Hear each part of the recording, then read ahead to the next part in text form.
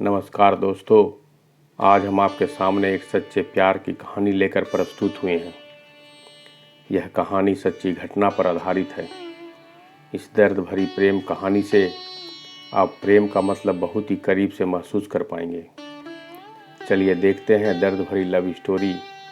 इस कहानी की शुरुआत होती है दशहरे के दिन से।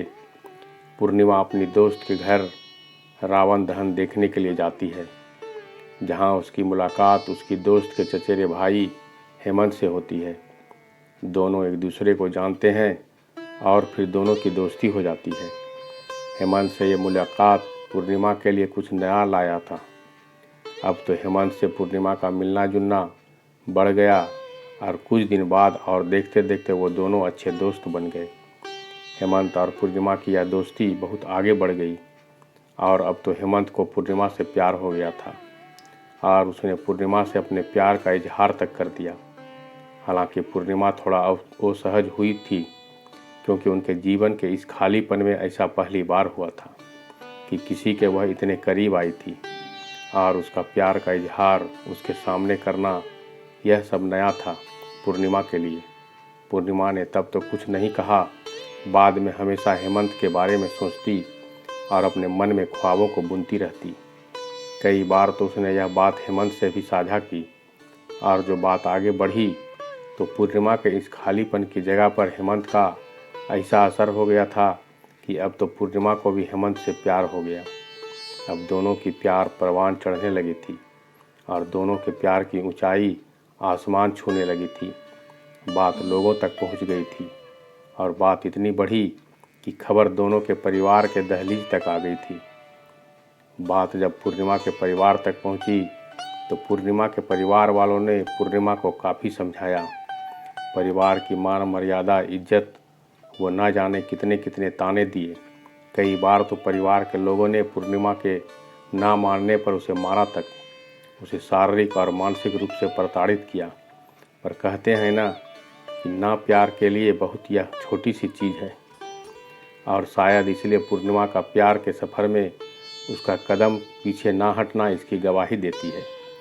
सामाजिक रूढ़िवादिता व प्यार के लाख कोशिश करने के बाद भी जब यह रिश्ता नाकाम होता नहीं दिख रहा था तो इन दोनों के पक्ष में एक दलीलें थी कि दोनों एक ही जाति व समाज से थे। जब दोनों के इस रिश्ते को नामंजूर करने की सारी कोशिशें नाकाम हो गई तो दोनों की सगाई करवा दी गई। इसे पूर्ण रूप से दोनों के प्यार की जीत तो नहीं कह सकते, पर हाँ, यह एक पड़ाव तो ज़रूर था शारीरिक व मानसिक प्रताड़ना से छुटकारे का। ये एक पड़ाव तो ज़रूर था समाज के लोगों से मिलने वाले ताने का, और ये एक पड़ाव तो ज़रूर था उनके मिलने जुलने पर लगी हुई पाबंदी का। बहरहाल दोनों अब एक ऐसे रिश्ते में बन चुके थे जहां वो अपने शादी के लिए और आने वाले कल के जिसमें वो साथ होंगे ख्वाब संजो रहे थे। पर कहानी का यह सफ़र यहाँ ख़त्म नहीं होता। कहते हैं ना, नियति ज़िंदगी के पड़ाव को कब आखिरी पड़ाव बना दे यह कोई नहीं जानता। कल गणगौर है। आज पूर्णिमा बहुत खुश थी कि कल गणगौर है और हेमंत उससे मिलने आने वाला है। बात थोड़ी सामान्य होने लगी थी और घर के लोग भी थोड़े बहुत खुश हैं। पूर्णिमा खुद को संवारती है, बार बार आईने से खुद को निहारती है। आज बहुत खुश है, मानो चकोर को चांद सा मिलना, सारे विघ्न खत्म हो गए, सारे इंतज़ार खत्म हो गए हो। हालांकि अब तो इंतज़ार था कल का। पूर्णिमा के लिए ये पल मानो एक दिन का नहीं, हजारों हजारों वर्षों का था। वह प्रतीक्षा में एक एक पल को बड़ी ही कठिनाइयों से बिता रही थी, लेकिन मन में मिलने की उत्कंठा, वो आशा थी, पर आज बहुत खुश थी। वहीं दूसरी ओर हेमंत पूर्णिमा से मिलने के लिए अपने वहाँ से निकलता है और दुर्भाग्यवश रास्ते में हेमंत के साथ एक दुर्घटना हो जाती है और उसकी मौत हो जाती है। इस बात से बेखबर पूर्णिमा उनके लिए प्रतीक्षारत है। पूर्णिमा के परिवार वालों ने पूर्णिमा को यह बात नहीं बताई। उधर हेमंत अंतिम यात्रा पर चलने को तैयार है, उनका दाह संस्कार होने वाला है। तो उधर दूसरी ओर इन सब से अनजान पूर्णिमा उनके इंतज़ार में व्याकुल है। उसका मन बेचैन है अपने हेमंत से मिलने के लिए। शायद अंतिम यात्रा में वह हेमंत के साथ हो सकती थी, क्योंकि हेमंत अब इस सफ़र से लौट बहुत दूर जा बैठे हैं। हेमंत का दाह संस्कार हो जाता है, किंतु पूर्णिमा अपने हेमंत के इस आखिरी सफ़र और उसके लिए आरंभ एक दर्दनाक सफ़र से अब भी अनजान, एक कभी ख़त्म न होने वाले इंतज़ार में रहती है। इधर हेमंत की मौत की खबर से अनजान जब पूर्णिमा को उसकी मौत की खबर मिलती है तो पहले तो वह इस बात को स्वीकार ही नहीं कर पाती। वो ये सदमा बर्दाश्त नहीं कर पाती। उसका मानसिक संतुलन इतना बिगड़ जाता है कि वह ज़ोरों से चीखती है, चिल्लाती है और उसकी जुबान पर एक ही लफ्ज़ बार बार आता है कि मेरा हेमंत कहीं नहीं गया है। मेरे हेमंत जिनके लिए कल मैं पूजा करने वाली हूँ, वो गणगौर के पूजा में शामिल होने ज़रूर आएंगे। उन्होंने मुझसे ना भूलने का वादा किया है, इसलिए हेमंत ज़रूर आएंगे, मेरे हेमंत ज़रूर आएंगे। कभी चीखती है, कभी ज़ोर से चिल्लाती है, तो कभी अचानक अपने आप को सन्नाटे में बदल देती है। फिर उस सन्नाटे को चीरती हुई अपने चीख पुकार से हमेशा एक ही बात दोहराती है कि मेरा हेमंत ज़रूर आएगा, मेरे हेमंत मुझे छोड़कर नहीं जाएंगे। अब इस बात को हुए महीनों बीत गए हैं, परंतु उसके जुबान में बस एक ही बात है, मेरे हेमंत मुझे छोड़कर नहीं जा सकते, वह ज़रूर आएंगे। इन सब के बीच परिवार के लोग, वो समाज के अन्य लोगों जो उसके प्यार को नाकाम करने में अपनी तमाम कोशिशें कर चुके थे, वह लोग जो कभी ना जाने कितने ताने सुनाया करते थे तो कभी तानों की बरसात कर दिया करते थे, आज उनकी आंखों में भी आंसू थे पूर्णिमा के हालात देखकर। आज वो लोग भी उनके प्यार की बात कर रहे थे जिन्होंने कभी उनके प्यार को नहीं समझा था, और प्रार्थना कर रहे थे पूर्णिमा के जल्द ठीक होने की, उसकी ज़िंदगी की खुशियों की दुआ मांग रहे थे। क्या उनके आंखों में आंसू पश्चाताप के आंसू हैं? क्या इन समाज व परिवार के लोगों की हमदर्दी में, उनकी सोच में परिवर्तन की कोई किरण झलक रही थी? क्या जो लोग कभी उन्हें ताने दिया करते थे, वो आज जो भगवान से प्रार्थना कर रहे हैं इसके ठीक होने की, क्या ये उनकी हृदय की गहराइयों से की गई प्रार्थना थी? बहरहाल कहानी में आपको आगे लिए चलते हैं। कहानी की उस पड़ाव पर हम पहुंच चुके हैं जहां पूर्णिमा के ज़िंदगी की शुरुआत होने से पहले ही ख़त्म होता दिख रहा था। खैर, बहुत दिन गुजर गए थे। अब पूर्णिमा खामोशी के साथ रहने लगी थी।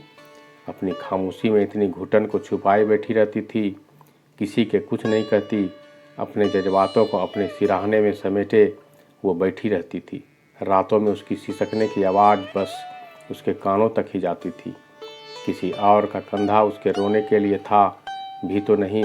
इसी बीच परिवार की ओर से दलील दी जाने लगी कि अब कौन करेगा इससे शादी, और यदि बेटी की शादी नहीं होगी तो समाज में लोगों के बीच क्या मुंह दिखाएंगे। यह सोचकर हेमंत के छोटे भाई से पूर्णिमा को फिर से सगाई करवा दी जाती है। ना चाहते हुए भी पूर्णिमा को फिर एक रिश्ते में बांध दिया जाता है, पर वह महीनों तक, वर्षों तक जिंदा होकर भी मरती रही, सहती रही सारे ताने, सारे प्रताड़ना। अब वह जिंदा होकर भी मर चुकी थी, थक चुकी थी अपने ज़िंदगी के सफ़र में, और अब वह इतना थक चुकी थी कि धीरे धीरे अपने हालातों से समझौता करना सीख लिया था उसने, और शायद इसलिए अब तो खुश रहने लगी थी। परिवार के अन्य सदस्यों के सामने और लोगों के सामने अपने दुख को छुपाने की भरसक पूरी कोशिश करने लगी थी। फिर शुरू हो गई इस समाज के अन्य लोगों की अपनी अपनी पूर्वाग्रह तथा दलीलों। फिर लांछन लगाना शुरू कर दिया गया और प्यार का मजाक बनाने का एक और नया हथकंडा मिल गया। शायद उन्हें अब उसकी खुशी पर न जाने कितनी बातें गढ़ने लगे। देखो कितना खुश है, मानो कुछ हुआ ही ना हो। ध्यान रहे, ये वही लोग हैं जो कुछ ही समय पूर्व पूर्णिमा के हालातों पर आंसू तक बहा रहे थे और भगवान से प्रार्थना की थी कि उसे जल्द ठीक होने की। आज वही लोग इस पर चरित्रहीनता के आरोप मढ़ रहे थे। इन सभी बातों से उसके जीवन में पुनः वही सारी विपदाएं को ला खड़ा किया जो उसने पहले देखी थी। मानो उसके जीवन में दुख का साया फिर से आ गया है। उसके हंसते खेलने वाले ज़िंदगी में फिर से दुखों का बवंडर आ गया है। अब वह फिर से टूटने लगी। समाज ने तो यहाँ तक कहना शुरू कर दिया कि इसने जो भी कुछ किया था वह नाटक था, वह सारा प्यार, वह सारा दुख को दिखावा था, वह तो महज एक छल था। और पूर्णिमा से अब उसके ससुराल वालों ने फिर से सगाई तोड़ दी। ये कहकर कि हमारे एक बेटे की मौत की जिम्मेदार यही है, अब दूसरे को ना मार दे।